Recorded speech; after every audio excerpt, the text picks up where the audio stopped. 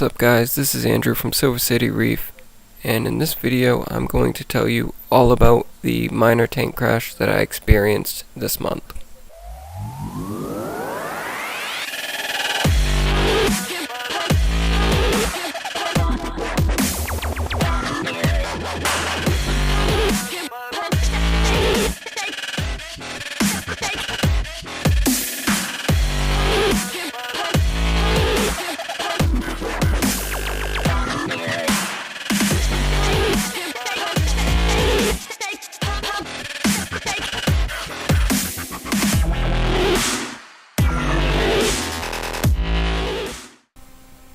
So it's been about 2 weeks since I first started seeing signs of the tank crashing.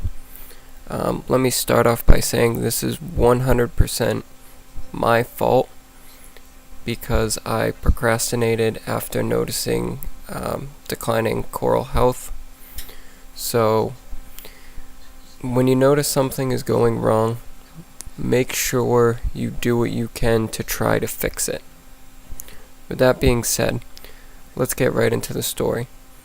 So, about 2 weeks ago, I had noticed that my Poslopora it looked like it had RTN'd, and it was about 80% of the tissue was gone.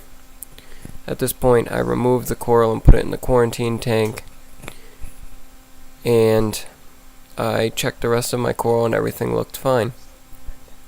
The next day I noticed a chunk of the tissue was missing on my Stylophora, which I felt had something to do with my emerald crabs because they seem to be picking at that specific coral a lot lately.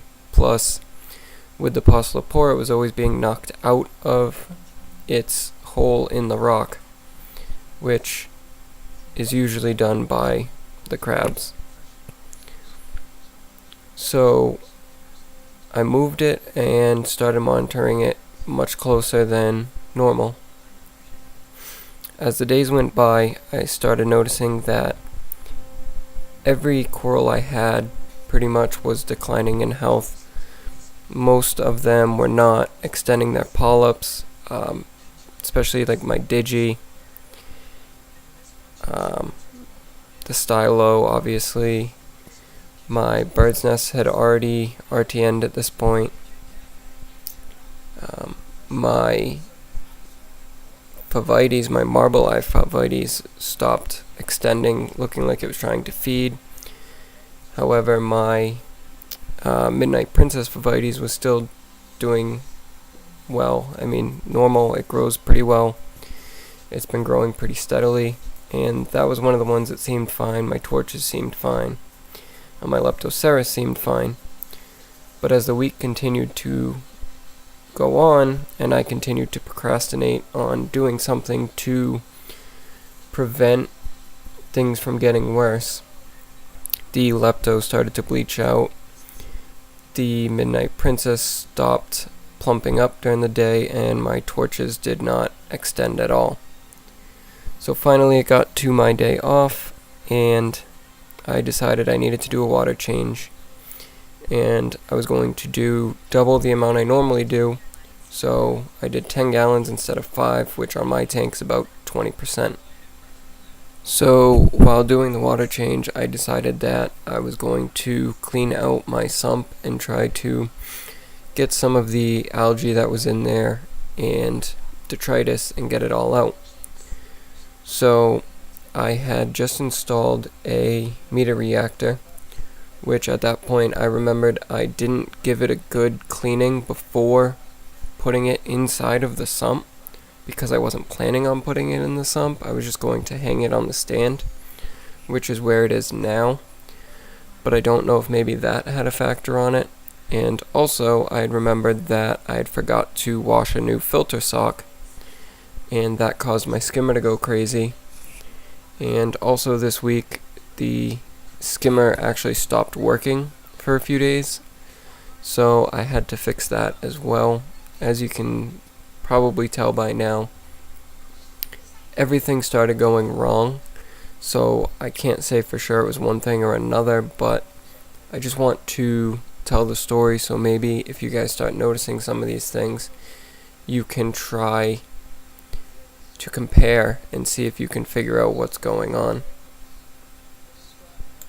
So I cleaned up the sump, cleaned up the tank, replaced the filter sock, replaced the carbon that was in the media reactor, fixed the skimmer, did the water change, and got everything back up and running. At this point I wasn't sure what was going to happen. After about 48 hours, I started noticing some things were looking better, but I still had a few pieces like my purple tip staghorn and one of my green slimers that just didn't seem like they were turning back around. They actually appeared to be declining. The bleaching on my Leptoceras ended up stopping, and it now has all its color back, thankfully, and everything has since started extending its polyps again like normal. Obviously I did lose a few pieces, and I'm pretty sure I'm going to lose my stylo, but I feel like it probably could have been avoided if I had just taken earlier action.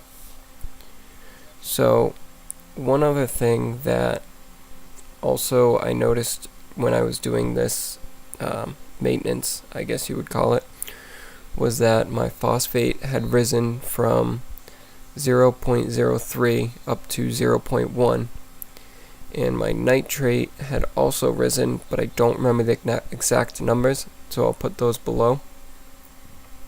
And I'm not sure if this has something to do with it or not, but I haven't seen one of my snails in about 3 weeks now, so maybe it died somewhere, and that's what caused the spike in the nutrient levels, and maybe those also had an effect on what I was seeing going on in the tank.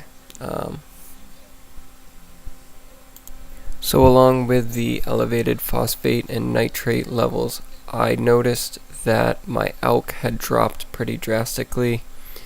I believe it was at least 1 DKH. Again, I will try to look back at my log and put the exact numbers below.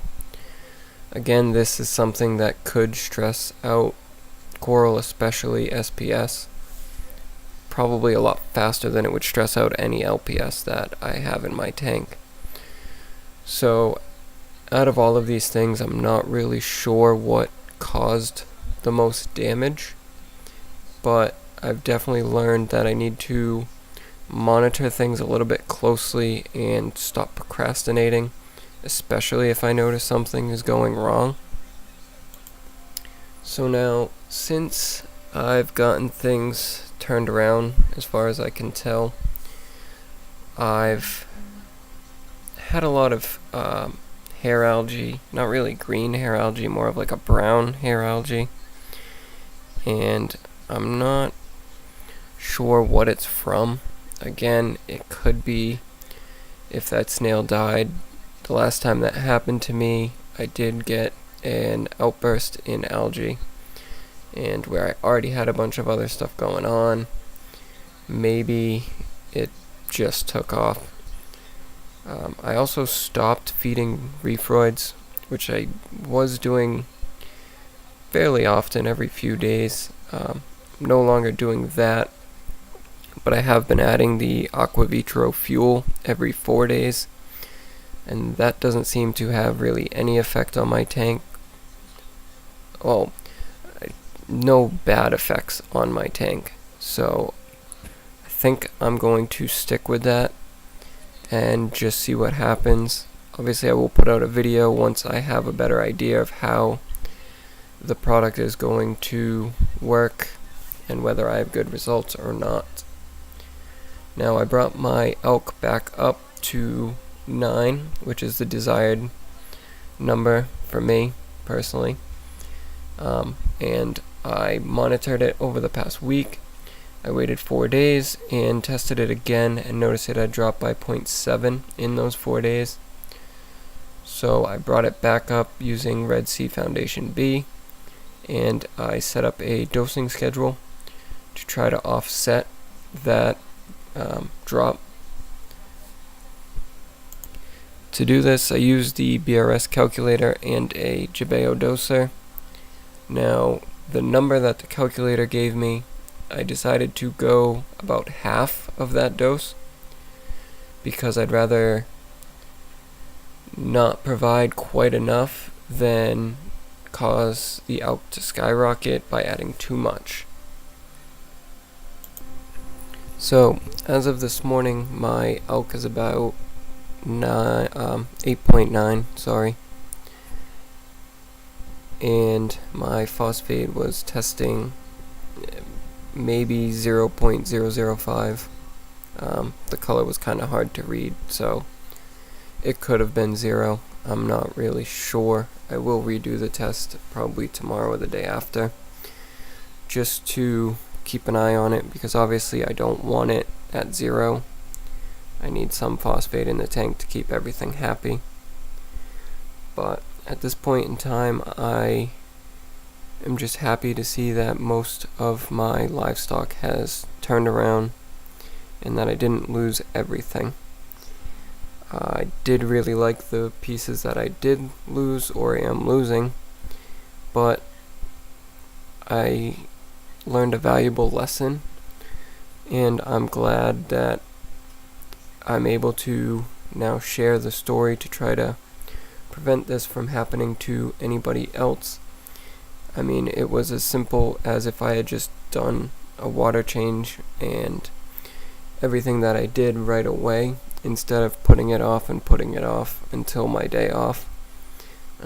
It's kind of the downfall of having a hectic and odd work schedule. But again, there's nobody to really blame but myself. Anyways, guys, I want to thank you all for watching. I'm probably just going to end this video with some shots of the tank as it sits today. You probably will be able to see the bleaching or RTN STN on my purple tip staghorn and one of my slimers, along with the missing tissue on my stylophora and my dead bird's nest. Anyways, that's it from me. I appreciate you all watching, and I hope you enjoyed the video. So keep reefing, keep learning.